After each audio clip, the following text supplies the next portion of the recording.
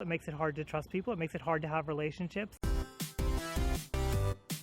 In my head, if you're somebody with BPD or borderline personality disorder, I am sure that this situation is very familiar to you. Have you ever texted somebody on your phone and you've been there waiting for them to respond to you and they're not responding, and you're checking and they're still not responding, and you're like, what the heck is going on here? Why don't they care about me?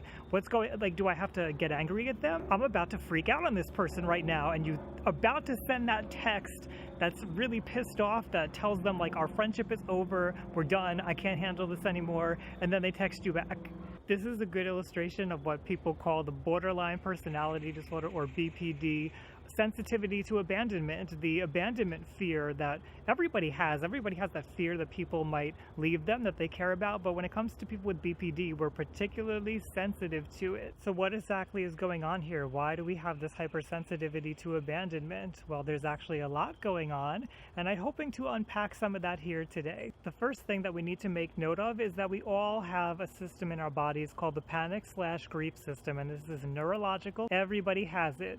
What happens is when a mother or a caregiver starts to abandon or leave a child, the child cries out. And we see this in all mammals. You know, if you think of the baby bird crying out for the mother when the mother has left the nest, that's what this system is. We cry out when people that are taking care of us leave us because we're dependent on them to some extent. A baby is clearly dependent on its parents to provide food and to provide shelter and everything that a baby needs to be able to survive. A baby can't get that on their own. However, when we go into adulthood, sometimes we haven't been taught the strategies to be able to manage those things on our own.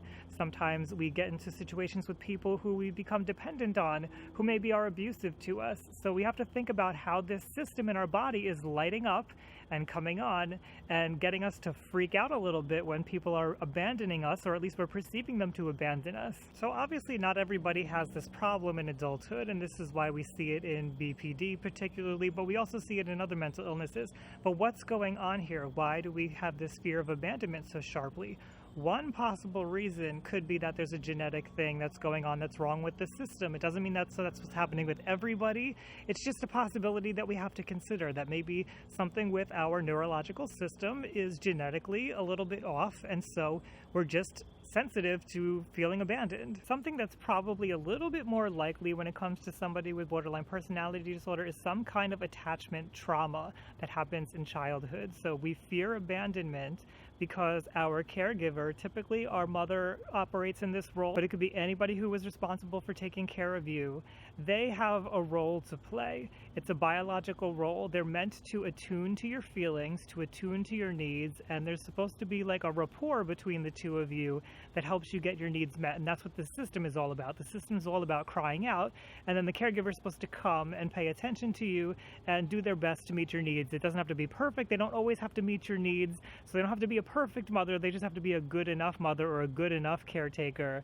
But when they don't fill that role correctly, there could be what's called an attachment trauma, and we particularly see this in situations where there is neglect or abuse in the childhood. The reason why this is called attachment trauma is because this is actually life-threatening when your needs are not getting met as a baby. Your emotional needs, which is this crying out, because you're probably crying out because you need food, you need water, you need your diaper change, whatever it is that's going to keep you alive.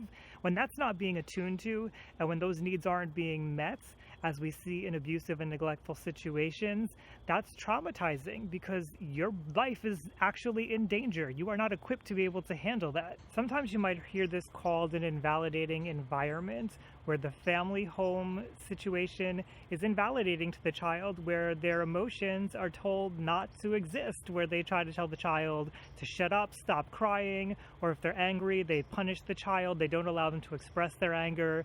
Basically, they quelch any kind of emotional expression from that child because it's too overwhelming for the parents. But the parents' job is to be able to handle that and teach the child how to regulate their own emotions. And let me just be clear, when I say this, regulating their own emotions does not mean to shut up and keep it all inside. It means to acknowledge emotions, express them appropriately, be able to think about what those emotions mean and what we can do with them, to be mindful about our emotions, and to interact with people in a healthy way. So abuse has no place in any of that. This may also be why you have heard BPD referred to as emotional dysregulation disorder. There's been a push to have it renamed because a lot of the time what we see is that people who have BPD, who have borderline personality disorder, and they have these abandonment fears, what it's really about is not the abandonment fear, because as I mentioned, that is a system in your body that's natural and normal. It's the freaking out about the emotions that come up with that panic system and not being able to regulate those emotions and calm them back down and act appropriately. If we frame this in terms of attachment trauma, this leads to an insecure attachment. An insecure attachment might look like somebody trying to always get close to people a little too inappropriately and trying to cling on to them, or it might look like somebody pushing them away a little too inappropriately and fearing vulnerability, not being able to express their emotions, as I've said, and open up. Or it could look like a combination of the two, constantly swinging back between trying to get really close to somebody and then pushing them away, trying to get really close and then pushing them away, and never really reaching that happy middle point, which is secure attachment, where you feel okay by yourself with your emotions, you know how to regulate them, and you can have a healthy attachment to another person, a healthy bond. So if we're somebody who's experienced some kind of attachment trauma, whether that be in early childhood or through an abusive relationship or a combination of the two, you may have some PTSD going on, the solution is to treat the BPD or PTSD at the same time. And how we do that with BPD typically is through dialectical behavior therapy.